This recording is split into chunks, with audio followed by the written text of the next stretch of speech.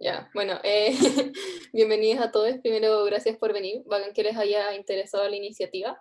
Hoy día la idea es como hacer un pequeño resumen cronológico del movimiento feminista en Chile. De verdad, siéntanse súper en confianza. De hecho, bacán que seamos poquitos. Yo quería que seamos poquitos, porque así se puede armar el diálogo, de verdad, cualquier aporte, comentario, pregunta que quieran hacer, siéntanse en la total libertad.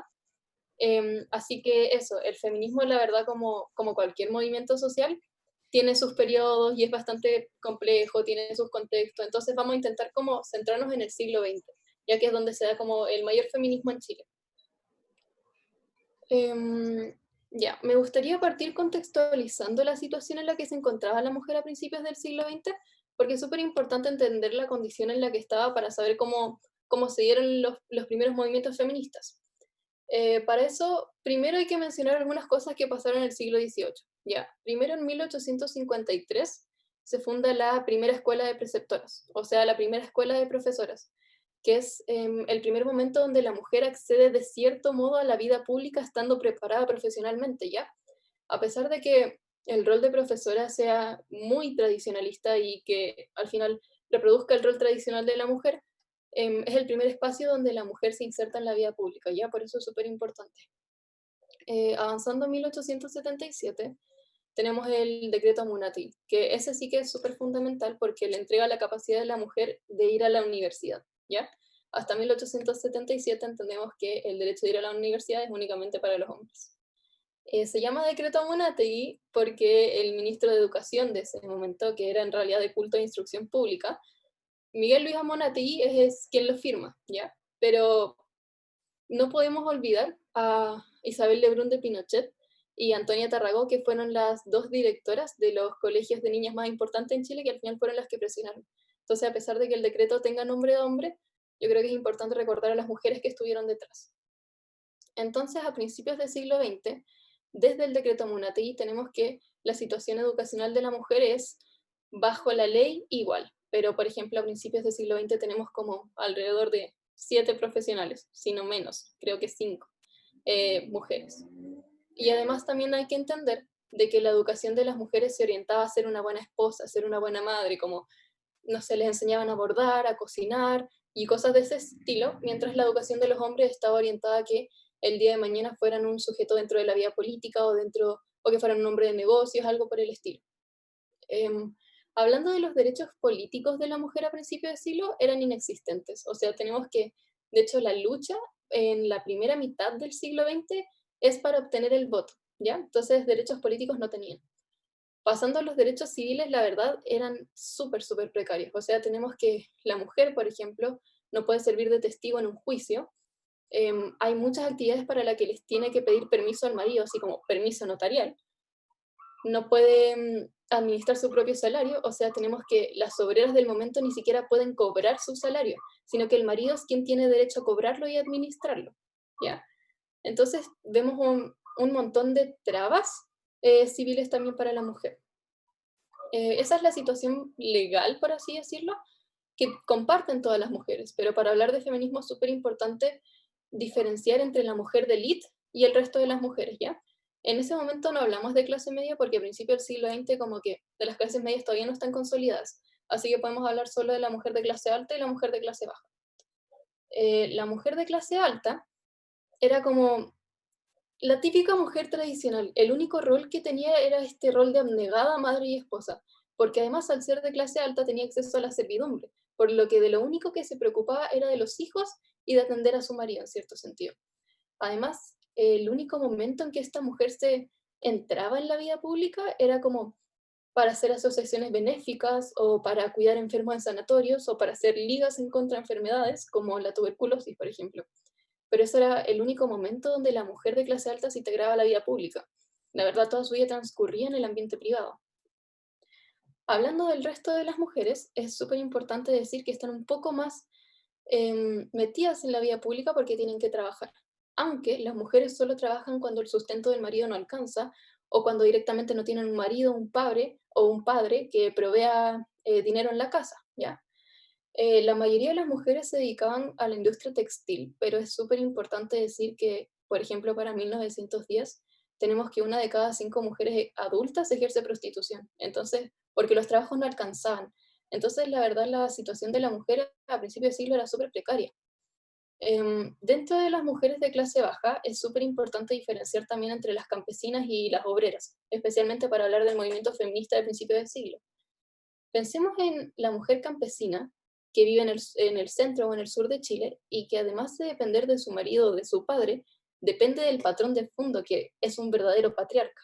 Entonces, en la historia del feminismo chileno nos vemos mucha influencia de las mujeres campesinas, la verdad no tienen autonomía y no se organizan, solo cuando son instadas a hacerlo, por así decirlo. En cambio, la mujer obrera es un caso bastante distinto, porque situémonos en el norte de Chile, ¿ya? En el auge salitrero. Tenemos que las ciudades están todas construidas alrededor de los yacimientos mineros y no es la sociedad chilena de siempre. Lo que quiero decir es que, por ejemplo, los valores católicos no están arraigados porque el norte de Chile es como una parte nueva de Chile, por así decirlo. Entonces, es mucho menos conservador que el sur de Chile, que el campo de Chile. Además, tenemos que las mujeres viven al alero del movimiento obrero, porque desde 1800, bueno, básicamente desde que se empieza a proletarizar la sociedad, empieza el movimiento obrero también. Entonces las mujeres se encuentran sumidas en ese contexto. Y eso da las condiciones para que el primer feminismo que nosotros tenemos en Chile es de las obreras. El primer feminismo que tenemos es en el norte de Chile. Entonces, antes de seguir con eso y de hablarles del feminismo obrero, quiero saber si entendieron bien la contextualización o si alguien quiere aportar algo, preguntar algo. ¿Bien? Ya, bacán. Oye, de verdad que en cualquier momento que me quieran interrumpir o decir algo, denle. No lo hago tan participativo porque al final es algo como más expositivo, ¿ya? Así que eso. El feminismo obrero es de principio de siglo y es el primer feminismo que nosotras tenemos en Chile, ¿ya? En 1906 tenemos la fundación de un periódico llamado La Alborada, que es el primer periódico obrero redactado por una mujer. Entonces, la mujer que lo funda, Carmela Geria, es considerada la primera periodista obrera, lo cual es súper importante. Es también importante recalcar que este periódico no es de corte feminista al tiro, ¿ya? De hecho, en la primera mitad del siglo XX nada es feminista de una vez, sino que todos los cambios son paulatinos, ¿ya? Entonces este periódico empieza siendo puramente del movimiento obrero, pero a medida que pasa un año, algunos meses, las mujeres que eran redactoras de este periódico se van dando cuenta que tienen sus problemas propios. Entonces el periódico pasa de ser exclusivamente del movimiento obrero a autoidentificarse como un periódico feminista. Entonces en 1907 tenemos el primer periódico que se autoidentifica feminista, y es un periódico obrero, lo cual es súper como bacán. Pero bueno, este periódico la verdad dura alrededor de 2 años. Habla de temáticas tanto obreras como temáticas de mujeres, pero no dura mucho. Después de ese periódico surgen otros, pero la verdad no perduran en el tiempo, no son importantes en un largo periodo de tiempo. Sin embargo, en 1913, siguiendo en el norte de Chile, tenemos un hito súper importante, que es la visita de Belén de Zárraga. Belén de Zárraga era una feminista anarquista española que visita el norte de Chile y da alrededor de 10 conferencias. Súper importante decir que Belén de Zárraga no viene como por voluntad propia, por así decirlo, sino que es invitada por Luis Emilio Recabarren. Y ahí me quiero detener un poco en Luis Emilio Recabarren y lo importante que fue él también. Porque Luis Emilio Recabarren era uno de los principales dirigentes del movimiento obrero a principios de siglo. De hecho, tenemos que en 1912 funda el Partido Obrero Socialista, que si no me equivoco en el 20 o en el 22. ¿Qué año es que se transforma en el PC? 22. 21, si no, 22. ¿21? 21. 22, No, el 22. 22, el 22. El 22 se convierte en el Partido Comunista. Ya, pero son años, pico. Ya, filo. El tema es que él es uno es uno de los primeros y de los únicos líderes de izquierda que realmente le da importancia a las mujeres y que no solo las ve como las compañeras del trabajador, sino que las ve como trabajadoras, sí, de hecho, puro Guante Recabarren, porque es el primero que ve en la mujer un sujeto político y le atribuye responsabilidad social también dentro del movimiento obrero. Entonces, bueno, él trae de visita a Belén de Zárraga, ella da alrededor de 8 o 10 conferencias y deja bastantes conciencias removidas, porque hablemos de que Belén de Zárraga, además de ser feminista, además de ser anarquista, promovía el anticlericalismo, o sea, estaba en contra de todas las prácticas de la iglesia y de la iglesia tradicional en general. Entonces su visita, la verdad, es súper importante para el norte de Chile en ese momento, y a su partida se fundan los centros anticlericales Belén de Zárraga. que son las primeras organizaciones que nosotros podemos llamar feministas en Chile. ¿Ya? Este es el primer espacio donde la mujer por primera vez es protagonista, es el sujeto político, donde por primera vez hablan de problemas que son solo de la mujer, que no se habla solo de la mujer metida en el movimiento obrero, sino que como protagonista, como rol principal. Por eso es que son tan importantes los centros Belén de Cerrado. Sin embargo, tanto el periódico como estos centros anticlericales no logran mucho en temas civiles y políticos. De hecho, no promueven directamente el voto, no promueven directamente los derechos civiles, sino que se centran más en el ámbito laboral, porque se entiende que estamos sumidos en un contexto obrero donde las condiciones eran horribles, especialmente para las mujeres, o sea, digamos que ganaban 50% menos, empezando por ahí. Entonces sus demandas se centran en ese ámbito y no trabajan activamente por los derechos civiles y políticos. Pero me parecía súper importante mencionar el feminismo obrero en sí, porque usualmente el feminismo en Chile principalmente tiene cara de mujer de clase media. Y usualmente se olvida la historia a principios del siglo de las obreras, que fueron las primeras. Entonces realmente me parece súper importante valorarlas a ellas también, que realmente fueron las primeras. Ahora vayámonos a Santiago, a la capital. En 1915 tenemos el nacimiento... espérense, antes de seguir. ¿Se entendió lo del movimiento obrero? ¿Alguien quiere aportar o hacer una pregunta? ¿No? Ya, sigo. Vámonos a 1915 en Santiago y que se fundan las primeras organizaciones femeninas. ¿Ya? No son feministas, sino que son femeninas. Pensemos que es un avance que se funden organizaciones que no sean puramente de corte benéfico, sino que sean algo más para las mujeres. Y eso es lo que pasa. En 1915 se funda el Círculo de Lectura, que de hecho lo fundó Amanda Labarca, una feminista súper destacada en nuestro país, que va a luchar bastante por el voto. Y esta sociedad era como de corte cultural, por así decirlo. La verdad, las mujeres, que eran de clase media, se juntaban a conversar, se juntaban a culturizarse, y en general era un centro como más filantrópico, por así decirlo, ¿ya? Después del Círculo de la Lectura, se funda el Club de Señoras, que es básicamente lo mismo, pero de mujeres de clase alta. Ahora, ¿por qué se funda el Club de Señoras? La verdad se funda simplemente porque las mujeres de clase alta tenían miedo a quedar como incultas al lado de estas como incipientes profesionales, mujeres de clase media, ¿ya?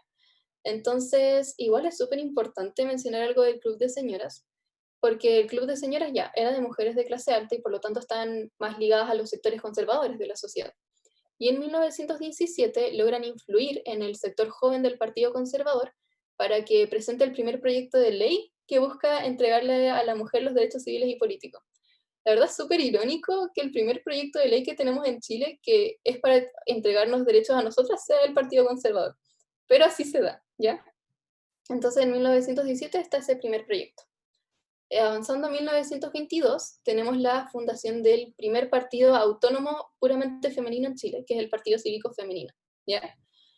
Súper importante destacar de que nunca ejerció como partido en sí, porque de hecho cuando obtuvimos el derecho a voto y a presentarnos como candidatas, no llevó a candidatas a las elecciones, pero fue el primer organismo que buscó darle los derechos civiles y políticos a la mujer. Fue como primer organismo formal y un poco más grande que realmente se dio el trabajo de empezar a luchar por el voto y los otros derechos.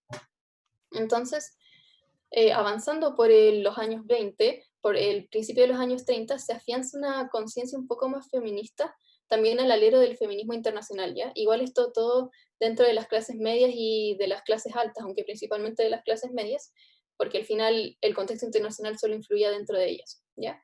Pero se empiezan a fundar distintas organizaciones, se hacen distintas manifestaciones, nunca a gran escala igual. Pero en 1935 tenemos que se aprueba el voto municipal, después de igual un poco de esfuerzo. Pero más de hablar de por qué se aprobó el voto municipal, me gustaría hablar de por qué obtuvimos el voto municipal en 1935 y el voto presidencial y parlamentario recién en 1949, o sea, 14 años después. Primero tenemos, por ejemplo, que el voto municipal o el municipio en sí, la verdad, se considera como una casa más grande, por lo que el rol de la mujer, como que al final administrar un municipio es trabajo de mujer. No se ponen en jaque los roles tradicionales ni los roles domésticos, sino que se ve como que el municipio es un trabajo apto. Videla, Gabriel González Videla. Sí, sí. No, no, Gabriel González No lo Videla es sé. del 46 al 52, ¿o no? No lo tengo muy claro, pero sí, sí. No, fue en el gobierno. Oye, ¿en qué gobierno fue? ¿Las 35. presidenciales o las municipales? Las municipales, en el 30. Ah, sí, el presidencial parlamentario es en el de Videla. Pero el municipal no, el municipal es en el 35. Sí, sí, eso. Ya.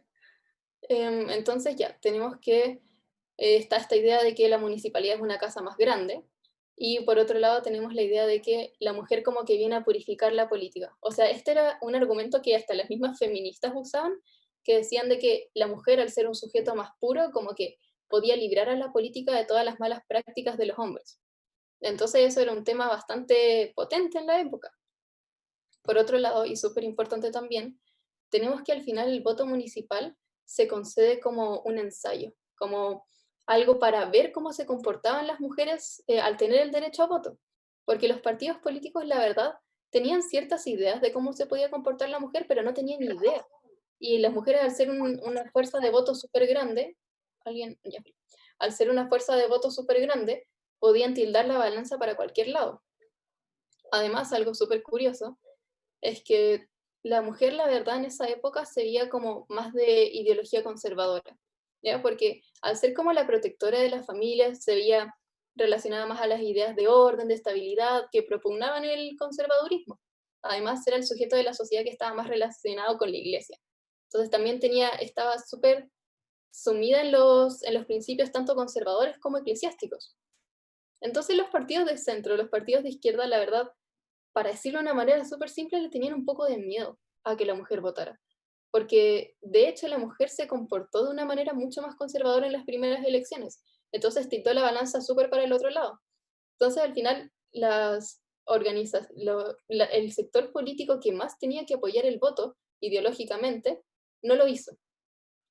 Entonces, ya, pasado el voto municipal, tenemos que los esfuerzos se empiezan a concentrar en otorgarle todos los derechos políticos a la mujer, desde 1935 hasta la obtención final, que es en 1949. Primero que nada, tenemos la fundación del MEMCH en 1935, la cual es súper importante. El MEMCH es el Movimiento Pro Emancipación de las Mujeres Chilenas y fue fundado por Amanda Labarca, que ya la habíamos mencionado, y por Elena Cafarena también, las dos feministas súper destacadas de nuestro país. Ahora, ¿por qué es tan importante el MEMCH? Porque el MEMCH realmente fue fundamental, porque fue el primer organismo que realmente logró, primero, continuidad histórica, es el único que no se fue durante la historia, y además logró una masividad súper grande y una pluralidad tremenda. O sea, el MEMS congregó a mujeres de distintas ideologías políticas, de distintas religiones, de distintos sectores geográficos, o sea, de norte al sur de Chile. Por eso es que el MEMS realmente es súper relevante, es algo inédito para la época. Ya, ahora que vamos a hablar de la obtención del voto parlamentario presidencial, es súper importante contextualizar con los gobiernos de la época, que no sé si alguien más quiere hablar para no hablar solo yo, pero hay que hablar de los gobiernos radicales. No sé si alguien quiere como contextualizar eso o lo hago yo, para que no sea tan monótono. Dale, Cris, partiste. Con Videla. No, no. Lo puedo hacerlo yo, a menos de que alguien más quiera, lo puedo hacer yo. No, como quieran, yo digo para que no sea tan monótono. ¿Sí? O sea, muy en resumen, los gobiernos radicales parten con Pedro Aguirre Cerda el año 38 cuando triunfa con el Frente Popular, que fue una organización, o sea, el Frente Popular fue una organización que nació de las órdenes que se dieron en la Tercera Internacional del Partido Comunista. La Tercera Internacional dijo que se tenían que formar frentes populares para evitar que llegaran los fascistas al poder. Y por eso nace el Frente Popular en Chile, en donde el Partido Comunista lo forma y el partido más grande que estaba en el grupo era el Partido Radical y por ende pusieron a su candidato que era Pedro Aguirre Cerda.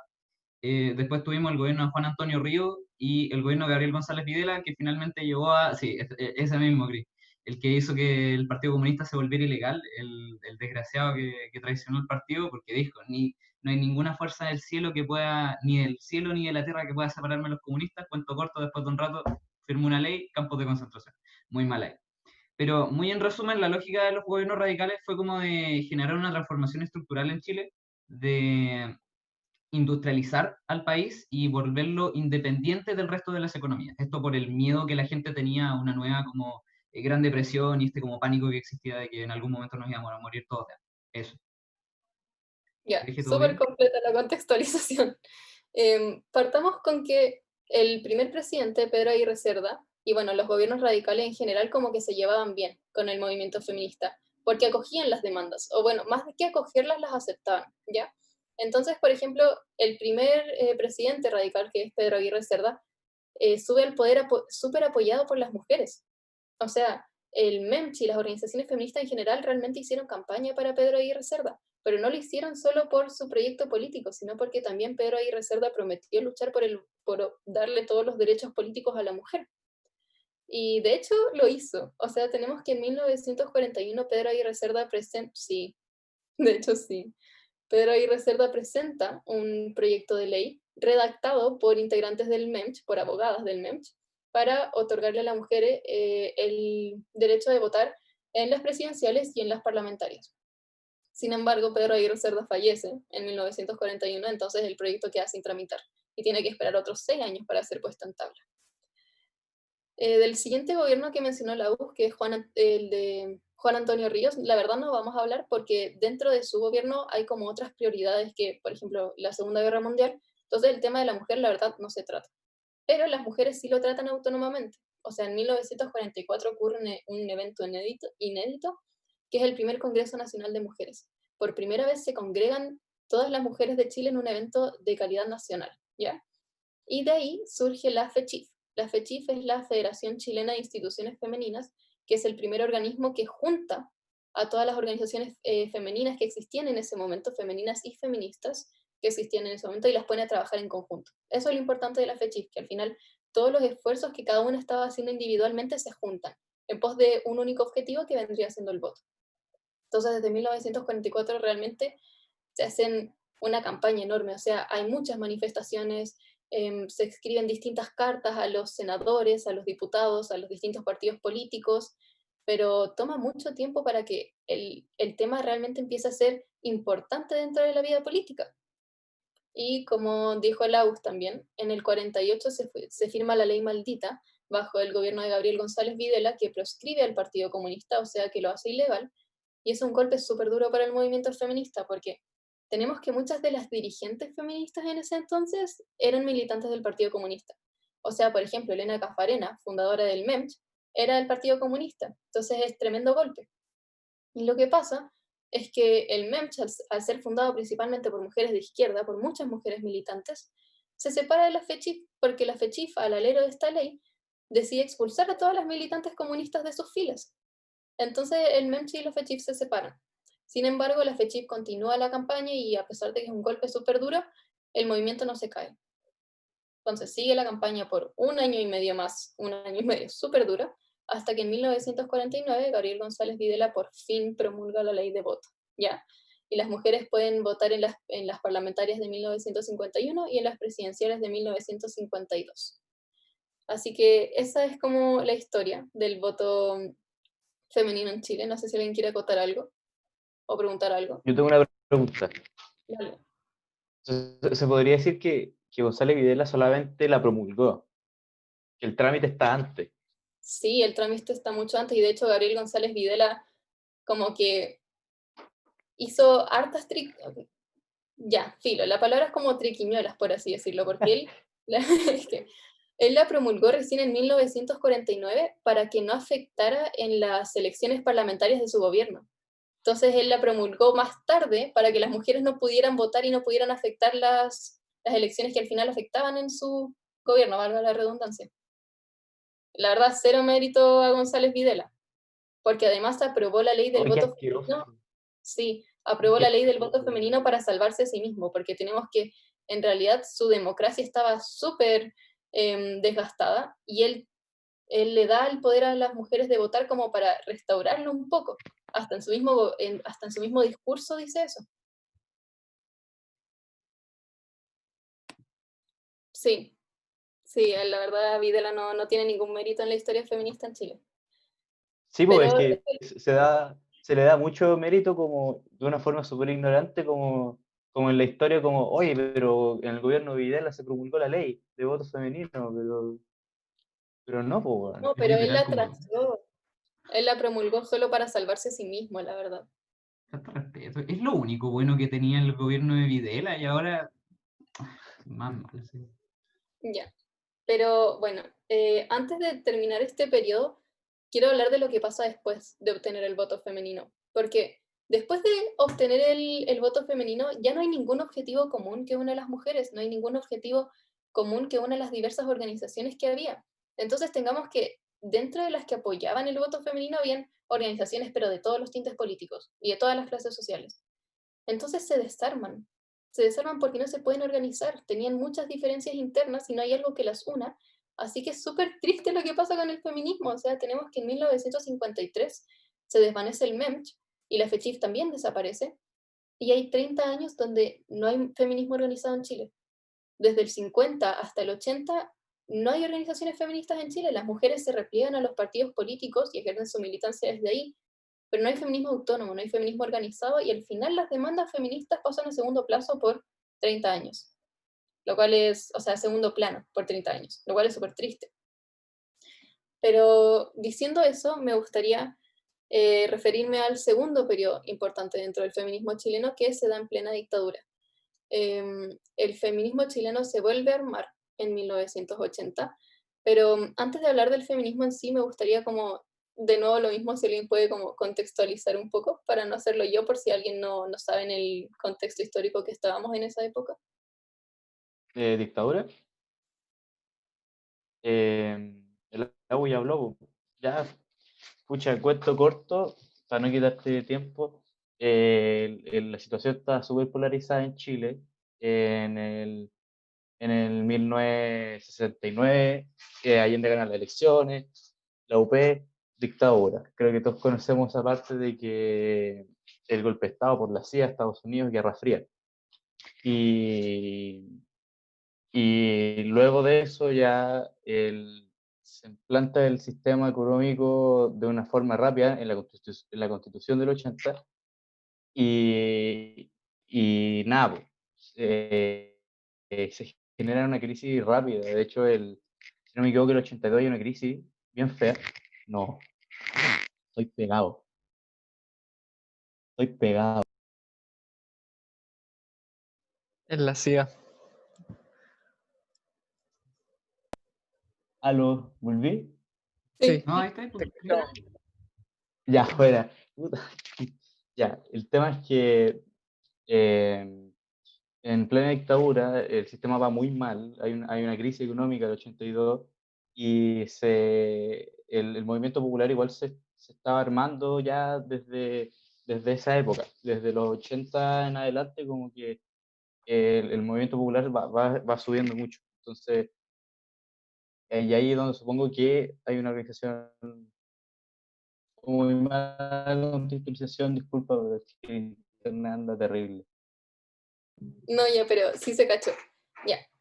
Entonces, yo creo que hay que empezar diciendo de por qué el feminismo se rearma en dictadura. Y el primer factor, el primer factor vendría siendo que a pesar de que durante 30 años no haya un feminismo en Chile, sí lo hubo en los contextos internacionales. Y eso realmente influye mucho acá, o sea, tenemos la segunda y la tercera ola que realmente impactan en la conciencia de las mujeres en Chile y se forma una conciencia feminista plena, ¿ya? ¿A qué me refiero con una conciencia feminista plena? Que es en esta época que las mujeres se empiezan a cuestionar su rol privado. Dentro del feminismo como de principios de siglo, las mujeres jamás se cuestionan su rol de madre, su rol de esposa y que estén relegadas a la esfera privada. Pero en esta época, de hecho yo creo que se sintetiza súper bien con una frase de la Judith Butler, que es lo personal es político. Las mujeres empiezan a cuestionar sus propios problemas personales o problemas de pareja y ven que todas están oprimidas bajo el mismo sesgo que vendría siendo el patriarcado y empiezan a ver sus problemas personales como algo social, los empiezan a politizar. Entonces se dan cuenta de su situación de oprimidas y en general se desarrolla una conciencia feminista. Con esta conciencia feminista y también con lo que decía el Cris de que se empieza como a mover el mundo popular, las mujeres lo que se plantean es que cuando volvamos a la democracia, que no sea algo como era antes. O sea, cuando retomemos un país libre, por así decirlo, que sea un país libre para mujeres y para hombres y no solo para hombres. Al final lo que se busca es que cuando se vuelvan a las estructuras democráticas, que se reconozca la opresión de la mujer y que se hagan planes para reivindicarlas, al final de cuentas. Ya. La segunda y tercera ola es la segunda ola es la sufragista, pero que igual influye en la conciencia feminista, y la tercera ola se da como desde los 60, por así decirlo, que ya vienen siendo los derechos reproductivos, los derechos sexuales, y esto mismo que les estoy contando yo, que es como salir de la esfera privada. Eso en el contexto internacional. Tenemos que la tercera ola empieza en los 50, 60, pero como en América Latina la verdad todo llega después, así que nosotros tenemos nuestra tercera ola, por así decirlo, en los 80. Ya. Entonces se forma esta conciencia feminista y se dice de que cuando volvamos a la democracia, que sea una democracia para todos, al final. Y sí, eso. Y el lema bajo el que se organizan es democracia en el país y en la casa. Entonces buscan dos objetivos. Primero la caída del régimen primero la caída del régimen dictatorial y después una revalorización de la democracia, por así decirlo. Ahora, ¿cómo se organizaron estas mujeres? Lo primero que vale la pena mencionar es que tenemos que en 1979 se funda el Círculo de Estudios de la Mujer, que en realidad su fin era investigar la historia de las mujeres y, y entregarle una importancia al final. Igual es súper válido preguntarse por qué era importante conocer la historia de las mujeres, entonces no sé si a alguien le gustaría como responder eso, ¿qué se les ocurre?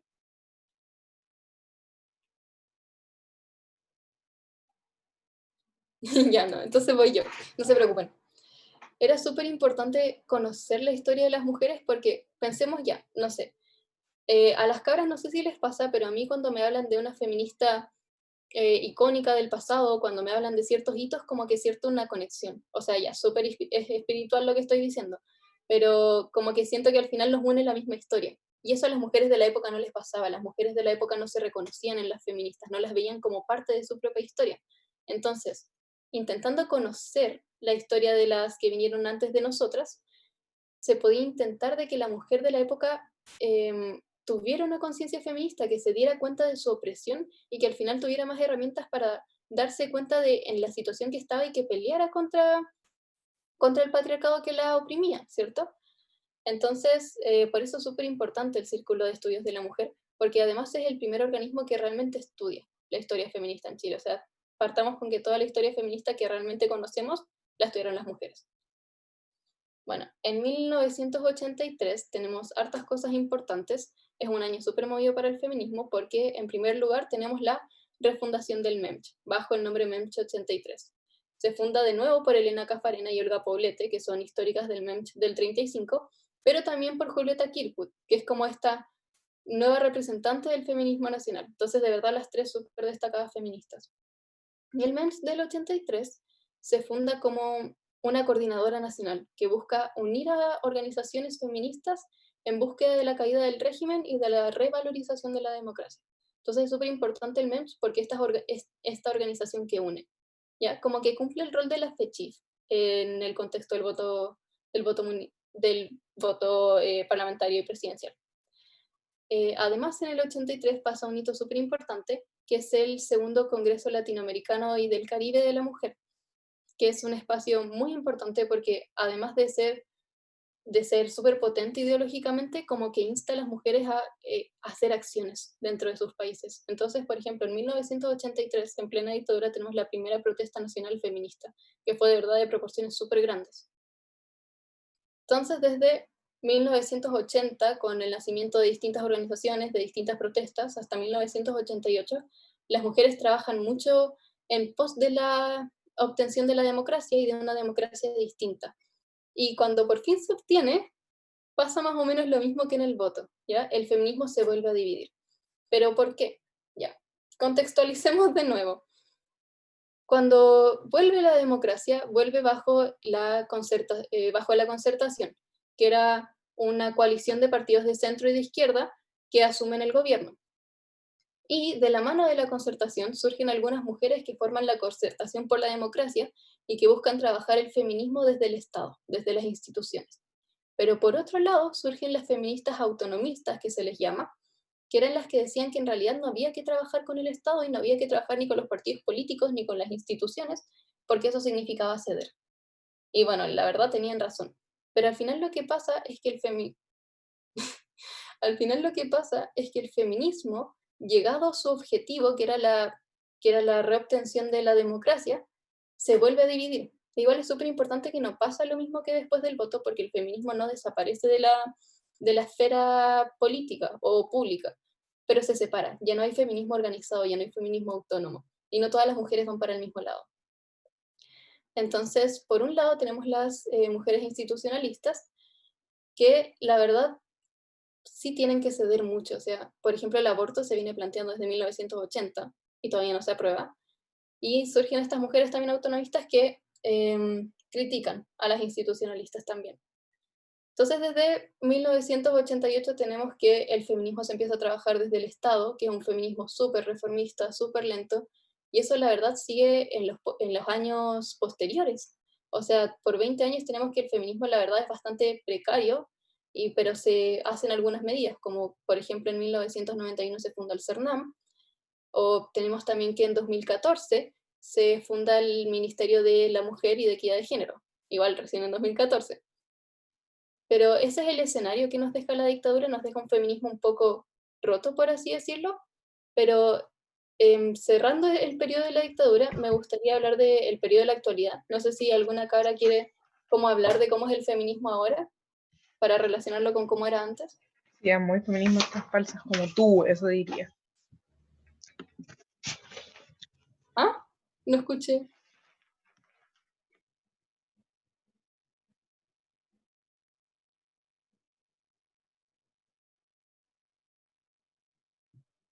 No entendí.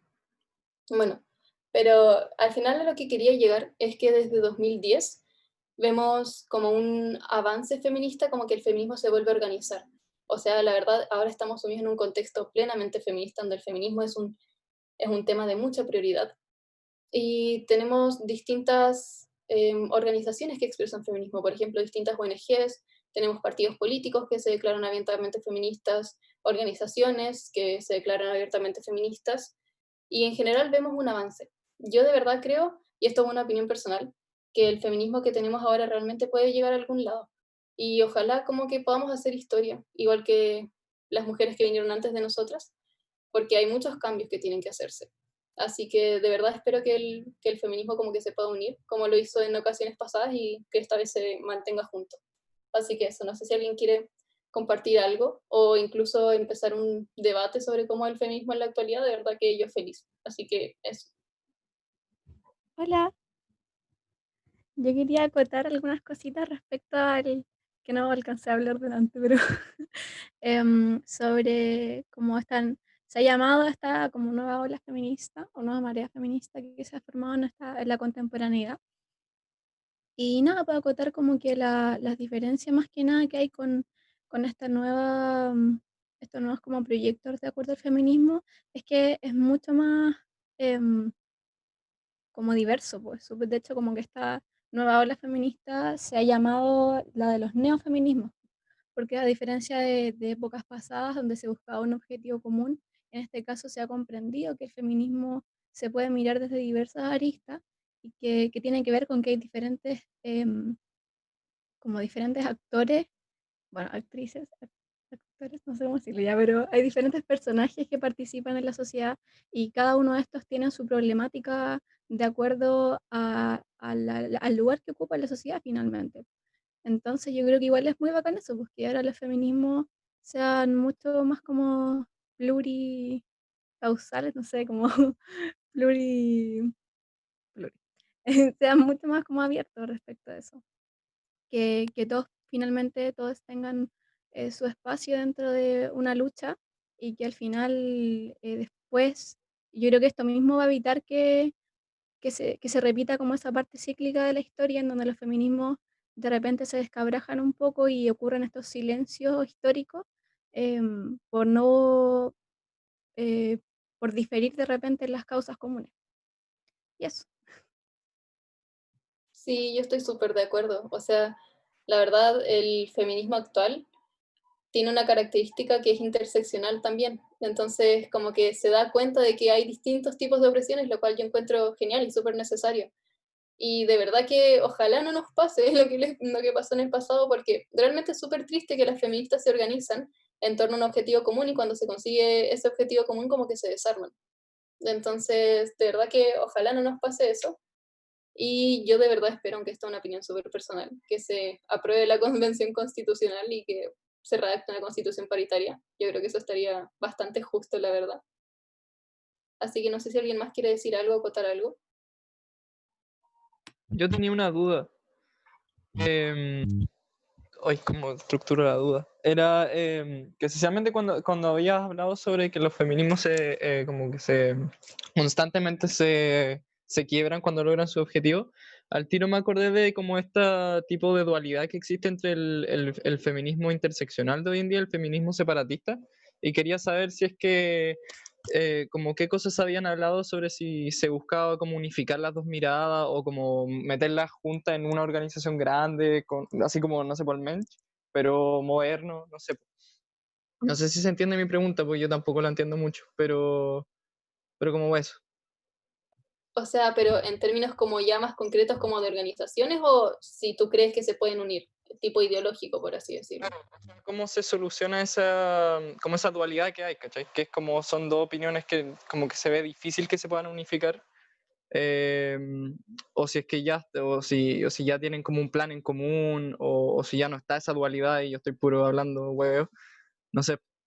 Oye, en esto que hable cualquier cabra, de verdad, o cualquier cabro también, yo creo que el feminismo lo puede... Dale, dale. Ya. Yo siento que en general, como yo me considero feminista interseccional, gracias a la Mariana aprendí mucho de eso, pero y también me ha dado el tiempo de investigar un poquito.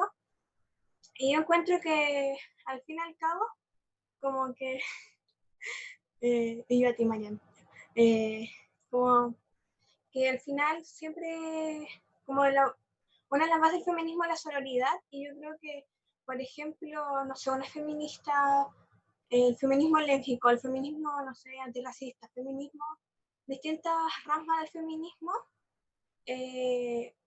como que siento que al fin y al cabo son distintas porque cada una tiene como sus propias necesidades y, y lastimosamente como que privilegios, por ejemplo, yo me considero alguien, no sé, privilegiada de alguna otra manera, pero no sé, una cabra que es extranjera, que no tiene como los papeles, que se le vulnera mucho más y que no tiene un acceso económico muy grande, puede que tenga otros tipos, siento que me estoy como poniendo nerviosa y hablo por tonteras, pero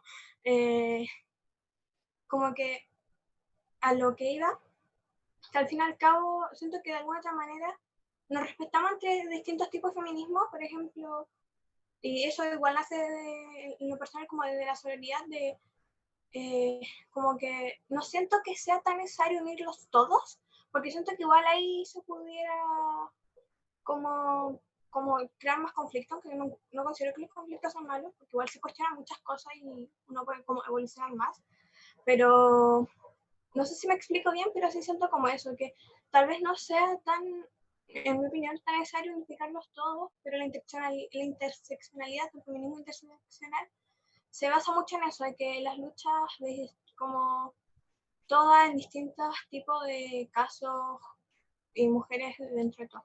No sé si me explico bien, pero es como... Sí, sí se entiende, tranqui. Yo Yo personalmente... tengo una duda. Dale, dale. O sea, no una duda, es como un aporte y de verdad no quiero cagarla y no quiero tener ninguna conducta de mierda, pero tengo solo como que siento que es una apreciación que lo he tenido muchas veces con gente que le cuesta entender como las movidas del feminismo y con muchos hombres, son muchos hombres, la verdad. Y yo siempre me quedo más corto, pero creo que, no sé si soy una visión mía o una visión general, de que se ha ido quedando un poco como atrás esa ideología de lucha de clases que existía en los tiempos de Recabarren. No sé si alguien me podría responder eso. Pero, No sé si o sea, para entender la cuestión es como que sientes que el feminismo como que eclipsa un poco la idea de la lucha de clases. no es eso, no es eso, sino que es una visión simplemente que ha tenido yo y aportes de gente, de hombres que me dicen que la lucha de clases se ha quedado atrás, como en el feminismo. Eso, Ah, ya lo entiendo. O sea, yo creo que es un debate súper válido, ya no creáis que es como una conducta de mierda o algo así, es algo súper válido de debatir. Pero yo creo, por ejemplo, de que si vamos a hablar de feminismo y de lucha de clases es bastante difícil, porque tenemos, por ejemplo, que a principios del siglo el feminismo se diluía en la lucha de clases. De hecho, este silencio feminista que hubo por 30 años es porque las mujeres, principalmente de izquierda, se quedaron en los partidos porque la liberación de la mujer se veía como un objetivo que se iba a alcanzar cuando cuando se lograra ¿cómo se puede decir? Cuando se lograra el objetivo de la lucha de clases, por así decirlo. Entonces, igual entiendo la postura que tienes ahora, pero yo creo que el feminismo, la verdad, por lo menos el feminismo interseccional, incluye todas estas perspectivas. Al final la interseccionalidad se trata de entender de que todas las mujeres somos oprimidas de distintas maneras, de que una mujer afro no es igualmente oprimida que una mujer blanca, que una mujer discapacitada no es igualmente discriminada que una mujer que no tiene discapacidad o cosas por el estilo, pero la verdad como que yo entiendo la precisión a pesar de que no estoy tan de acuerdo, porque al final el feminismo como que se alzó tanto porque por demasiado tiempo no se le dio importancia, pero al final eso es lo que creo yo. No sé si alguien más como que quiere decir algo. Pues quizás tú primero. No, dale. No, pero Tu opinión va a estar 1000 veces más informada que la mía, así que no te preocupes. ya, no, que igual si lo piensa, el feminismo como en principios de los 20 era basado como en problemas de clase, ¿cachai? Como las obreras, sus problemas como feministas eran basados en problemas también de clase, que era no tenemos buenas condiciones, ¿cachai? Pero con el tiempo se ha ido cambiando esta visión y se empezó a entender que muchas cosas que vivíamos en nuestra vida privada, como, no sé, los piropos o que no, que por ejemplo, no sé, cómo nos trataban en los colegios, por ejemplo, en las calles o las personas en general, cosas culturales, cosas como de actitudes o cosas así, nos empezamos a dar cuenta que en verdad son políticas, que no es algo individual mío, que en verdad viene de algo más grande que es un sistema. Entonces se empezó según yo, la lucha empezó a ser de algo más, no necesariamente problemas de clase, sino problemas de nosotras, un problema de la cultura, y darse cuenta que esto viene también de algo político y un sistema grande que es el patriarcado. Eso. Ahora sí. Ya.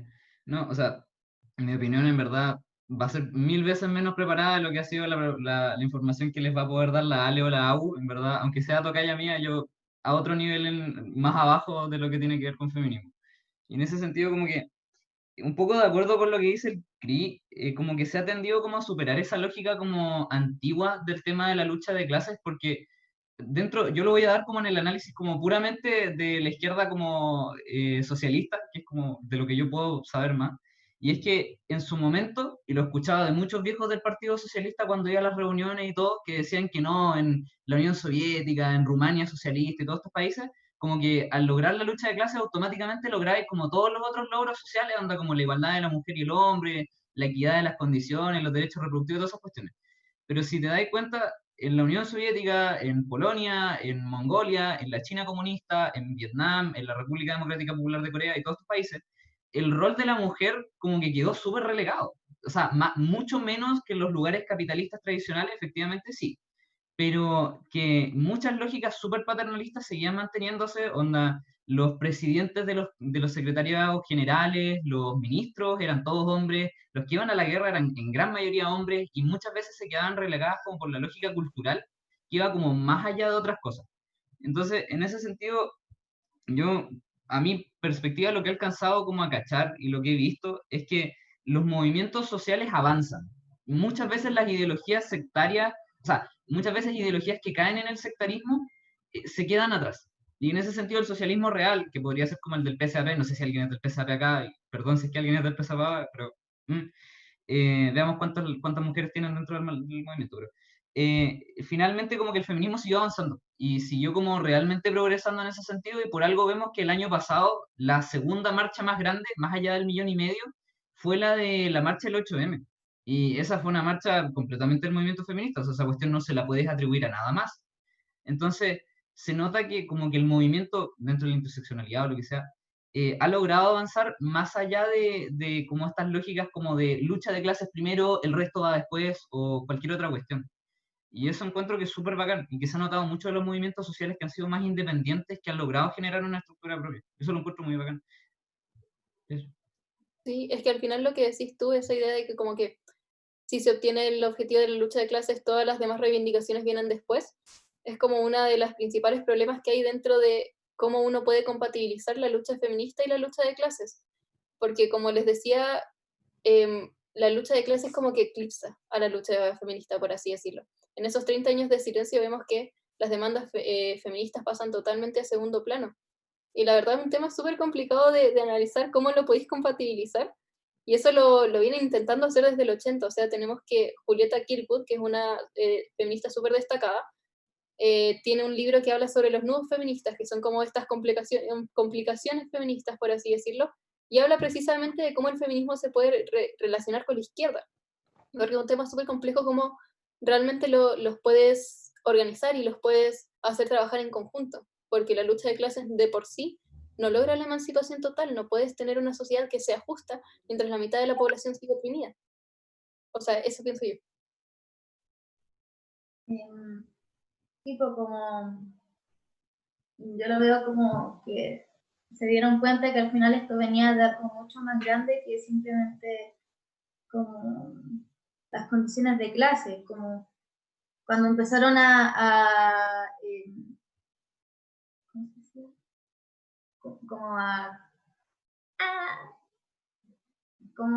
pensar qué onda con esto de como la mujer del hogar y como instinto maternal y todas esas weas.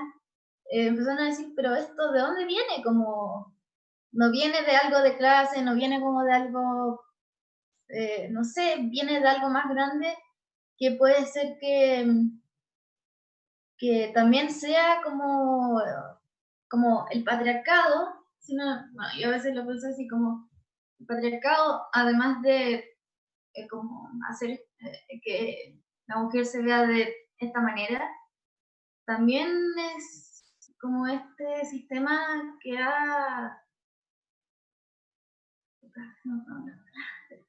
como que ha llevado todos estos problemas, como, no sé, yo pensaba como que al final el patriarcado también puede que tenga que ver con el tema de las clases o con el tema de los trabajadores, no sé. Como... Hoy yo quería decir algo más.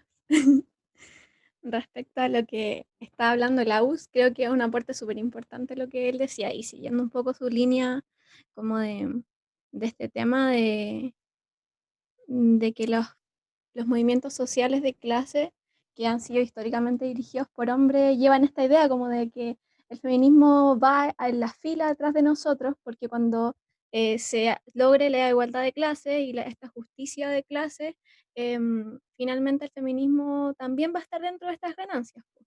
Y eso no es inherente, pues esa wea no es tan real, porque si lo vemos en el fondo, el patriarcado es la gran base que ha ordenado por siglos nuestra sociedad. Po.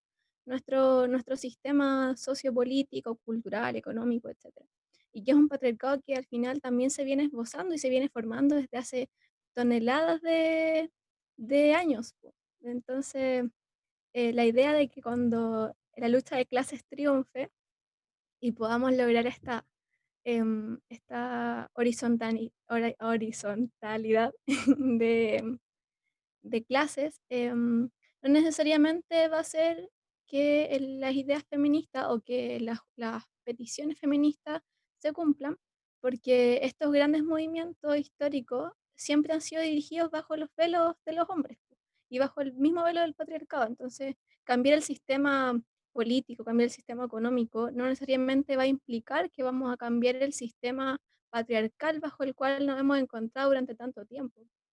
Yo creo que eso es súper importante porque de hecho hay un feminismo que es el feminismo de clases, que si bien se ve encontrado, que si bien se encuentra en muchos feminismos, sobre todo en los neofeminismos, em, hay uno que se dedica particularmente a eso, y tiene que ver con que las mujeres, dado nuestro sistema patriarcal, dado las lógicas machistas que lleva, tenemos que estar constantemente velando porque esto se pueda llevar a cabo, donde no donde finalmente el hombre no acapare los espacios, y nosotras tenemos que estar marcándolo constantemente. Igual es brígido eso. Eso.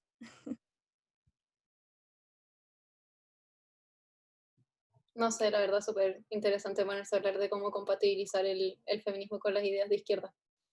No sé si a alguien le gustaría hablar de algo más, o si quieren hacer alguna acotación, pregunta, de verdad, lo que sea, o si les tinca dejarlo hasta acá. O alguien quiere plantear otra pregunta, no sé. Yo quiero hacer un comentario más que nada, porque tengo la idea de que hay muchas personas, sea mujer o hombre en verdad, que tienen la concepción de que el RADFEM es trans excluyente de por sí, y quería nada más que dejar claro que no.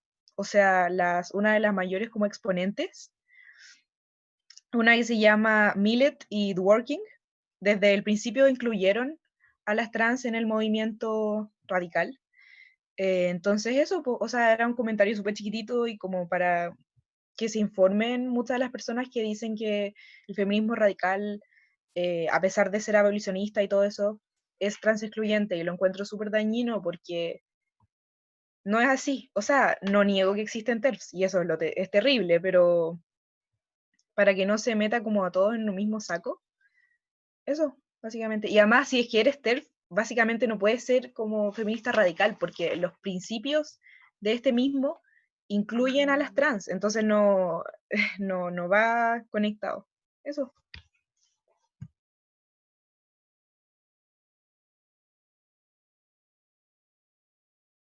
¿Alguien más?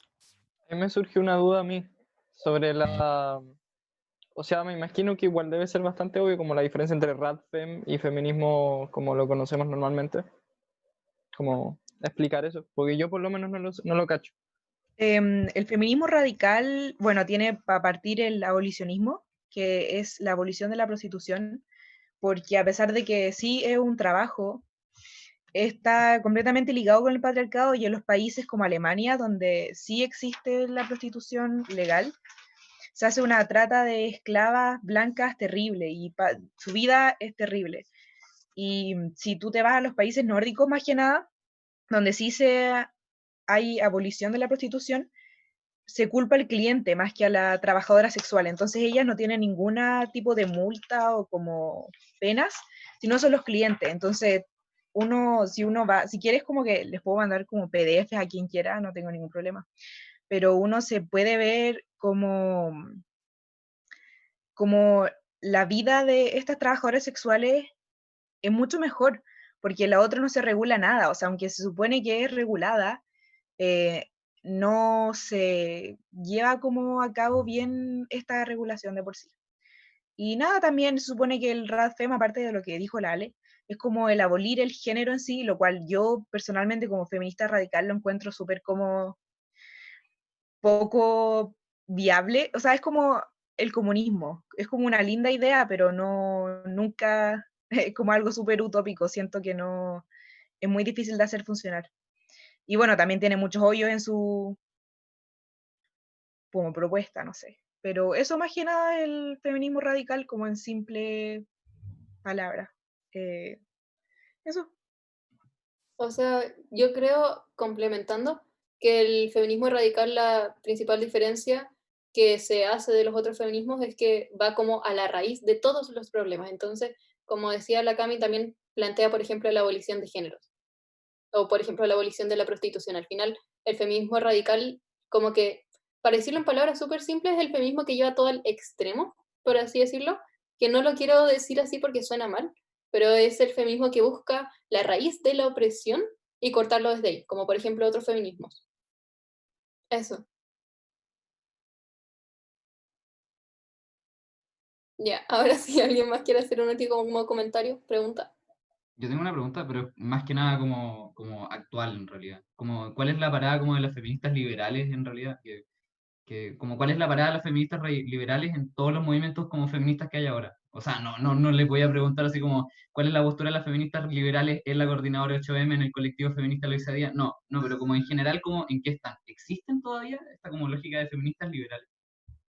Yo creo que en la práctica no existen feministas liberales porque las feministas liberales son las que se consideran de la primera, segunda ola que es en pos del voto, que al final buscan la igualdad ante la ley. Y ahora del feminismo que se habla es un feminismo que busca cambiar la cultura, porque la igualdad ante la ley ya está, las regulaciones ya están.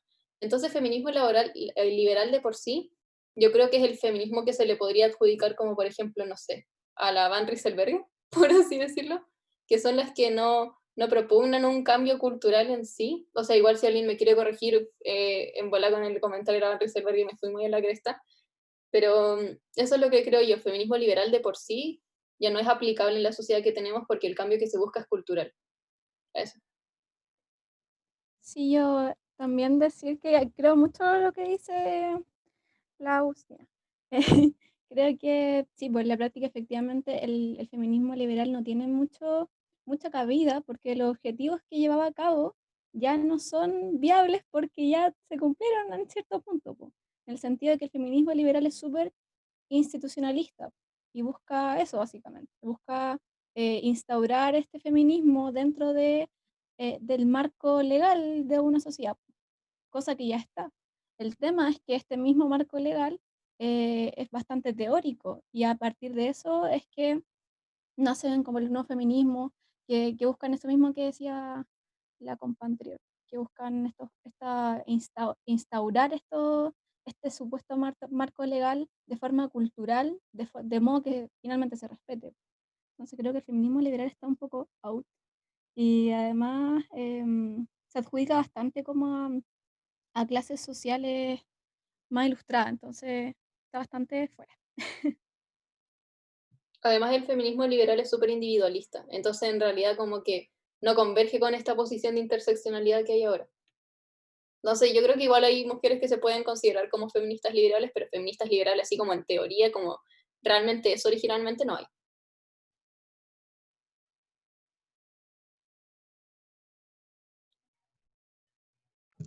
Una pregunta, como que muy random, pero por casualidad alguna se ha leído el libro que explote todo, que no me acuerdo muy bien la autora. Es que porque porque me lo compré, que iba sobre feminismo y lo compré solamente porque una de las cabras copadas sacó como que le preguntaron qué libro feminista le había llamado más la atención y dijo que explote todo y después como que tenía plata, entonces como que de impulsivo llegué y me lo compré y quería, no sé, saber y qué opinaban o como qué esperar. Pero eso. Uchi, yo no lo he leído. No sé si alguien lo ha leído. Bueno, en bola nos contáis tú, po. Ya, casi igual. Ya, Karen, no sé si les tinca cerrar. Yo, además ya son las 5:15. ¿Sí? Ah, ya bueno. Antes de cerrar me gustaría decir, que se me olvidó decirlo al principio, que como uso estamos organizando un plenario, ¿ya? El sábado, no, el viernes 5, el viernes 5 de agosto, a las 5 si no me equivoco, que al final el objetivo es hablar de... Viernes 4 de septiembre. Viernes 4 de septiembre. Y el objetivo es hablar de las problemáticas secundarias, también recoger opiniones como por ejemplo de la PDT o del retorno a clases y en general conocer en qué condiciones se han llevado a cabo las clases online en distintos establecimientos educacionales. Así que realmente si pueden ir, estaría bacán. Ojalá que puedan ir secundarios de todo el sector oriente. Así que nada, están súper invitados, invitadas. Y lo que dijo Laus. Aprovechen de meterse al formulario que tenemos en la biografía de la página. Aparte, estaría muy bacán que tuviéramos un plenario con mucha convocatoria, considerando que son los 50 años del triunfo del compañero Salvador Allende y de la Unidad Popular, porque el 4 de septiembre de 1970 ganó Allende. Así que eso. Y gracias a vos de verdad por la clase. En verdad, a mí me sirvió mucho para aprender de algo que prácticamente no sé nada. En verdad, me siento muy ignorante en ese tema. Y tampoco tengo literatura acá son todos conservadores, entonces nada que hacer. Pero Si eso, alguien muchas quiere que gracias. le recomiende algún libro, de verdad que es súper abierta. Encontré hartos, así que eso. Bacán. Gracias a todos por venir, de verdad, súper bacán. Así que yo creo que eso, ¿no? Sí. Sí, O sea, más que excelente. nada, recalcar que vamos a seguir con estas jornadas de formación política todos los sábados durante el próximo mes y los siguientes meses, idealmente. Menos el próximo sábado. El O sea, próximo menos el sábado. próximo sábado. Sí, menos el próximo sábado, porque el próximo sábado, el viernes es la jornada, es el plenario, y pucha, queremos tener como todo abocado a ese evento. Pero después de eso vienen diferentes otras jornadas jornadas de formación política. La siguiente es sobre el sistema educativo chileno, y de hecho, en 3 clases más va a ser de nuevo feminismo interseccional como un tema específico. Así que eso, para que participen, vayan difundiendo el tema de las jornadas de formación política, porque como que lo que más queremos acá como Unión Secundaria es pucha, generar conciencia política y generar participación. Ya. Así que eso, pues. Gracias por venir. Que estén súper bien, cabres. Muchas gracias. Gracias a ustedes, Adiós. que estén bien. Chao, gracias. Buenísima Chao. la clase. Chao, chiquillos. Chao, gracias. Chao, gracias. Oye, Chao, chao. nosotros Gracias. nos retiramos. Espérense, estoy Supongo. terminando de grabar.